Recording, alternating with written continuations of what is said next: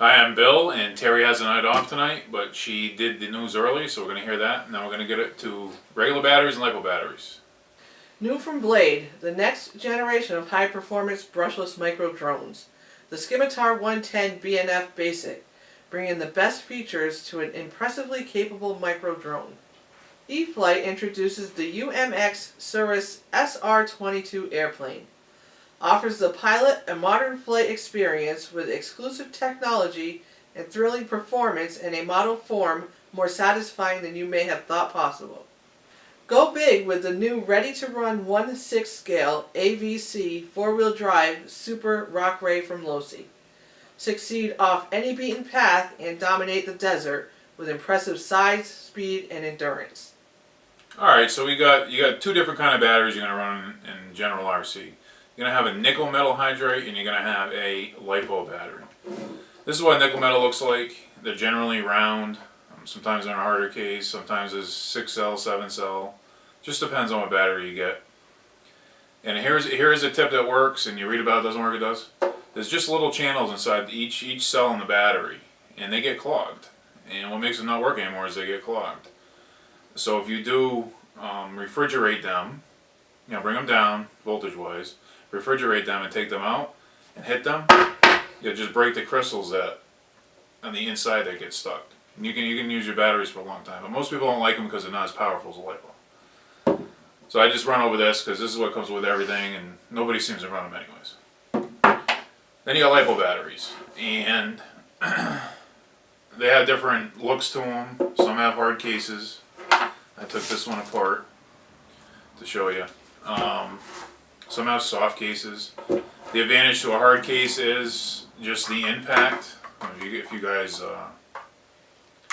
go to skate park and stuff, all this is inside is like a tin foil, and once that's penetrated by a screw or breaks or something, that's when the fire starts. So a hard case, if you can fit them and use them, it's usually always better. Just for that one reason, but most people run soft packs because those are a lot more expensive. This is a soft pack, normal battery, and you're going to have what they call a balance plug, and the ends come and you can change them any ones you want to. And make sure you know how to charge your LiPos, because that's when the most danger is for catching on fire. We all seen the movies, they catch on fire and how dangerous they are. But if you use them correctly and charge them correctly, they're pretty damn safe. And they're just different thicknesses. This one's a 4 cell, so it's thicker. This is a large 2 cell.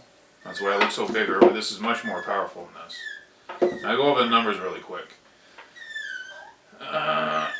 This is a 5,000, and that big number, every battery I've ever seen always has, this one, the bigger number is the 30C. But the 5,000, the 1,000 number is your run time. The higher that number is, the longer your vehicle's going to run. The bigger the battery is too. There's just more stuff inside to hold the energy. So that number, all that does is how long your vehicle's going to run. That's all that means. And then there's 11.1, which is a 3 cell. And they call it 8.4 and so on, however many cells. And another big number is the C number. That's where people generally get confused. And that's just a measurement of how much energy the battery can put out without hurting the battery. 25C is actually really low nowadays. But if you get any kind of brushless heavy vehicle, you got to have a 50C. Boats, you generally have to have a 50C because you can draw that much energy out of them at a time. It does not push. Like if you run into your vehicle a 25C and it's fast and there's no issues with it, and you get a 100C battery, it's not going to make it any faster unless it can draw it out. Your vehicle has to draw it out. And a lot of people get confused on that. So that's basically what the numbers mean. So look at run times, your big number, the 1,000 number, 5,000 is usually popular. The crawlers run 22s, usually 25s in the front there. These little ones. And that's about it. But make sure, anyways, I want to do this to make sure you charge them right, because I ran into this a few times this week. And And this one happened to be, look at this. That's puffy. And I run them and they're fine. You can. It's just what you're doing is you're stretching out the tin. I just call it tinfoil. The tinfoil in here, so that can break so easily inside. And when it does, it's going to catch on fire.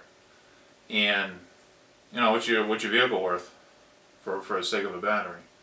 That's up to you. I'm not saying they're safe, but this will blow up start on fire a lot easier than this one will. I can tell you that. And, I mean, that's an extreme one. But everyone has a different opinion. So it's up to you. If you think your vehicle's not worth it, run the puffy packs.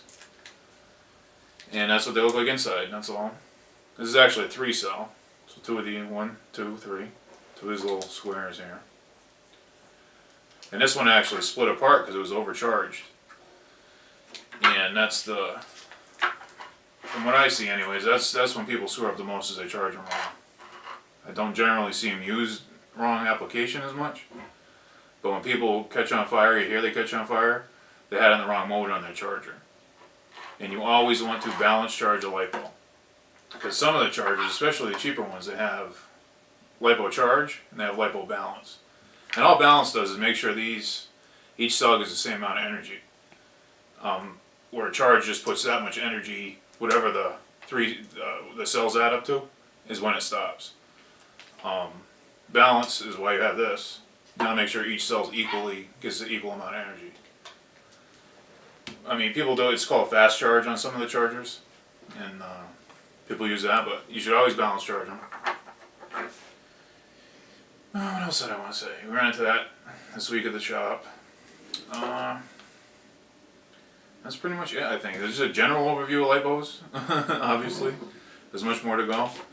We're going to make how to dispose them and all that stuff, and maybe go over how to charge them. I didn't want to go over how to charge them. I don't want someone suing me because I did it wrong or something. You said. Balance charge is what I said. And here's a general rule, too.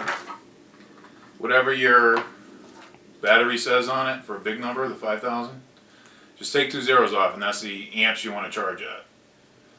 Now, there is other numbers on some batteries that allow you to charge it higher than that. Great if you know what you're doing. But if you're watching that, you're like, I never charge a Lipo. So you got 5,000, take your zeros off, charge it at 5 amps. This one's a 2200, take the zeros off, charge it at 2.2. And I bet you never have a problem if you do that. If you know more than that, and then because there are numbers, someone put numbers on where you can charge them more, then more power to you. More for a beginner right here. And that's the 2 kind of batteries you guys are going to get. Except I don't have a Traxxas one. They actually integrate the balance plug into their plug, but you have to use their charger or get an adapter. But their charger is pretty safe because it has a chip in it and tells their charger what kind of battery it is, so it won't charge it wrong. So if you got Traxxas batteries, it's a good idea to stick with the Traxxas charger, especially if you know. And I would always buy, I don't care what you do, if you can afford it, get a 50C battery, and you generally don't have to worry about a lot. 25C, if you buy it for your crawler, and then you get a short course truck and it drains it, and you're going to puff it up. If you get a boat, it's not going to work in it. So you can use these in a lot of different things. Just get the right one for you. I guess that's it. Thank you, and we'll see you next week.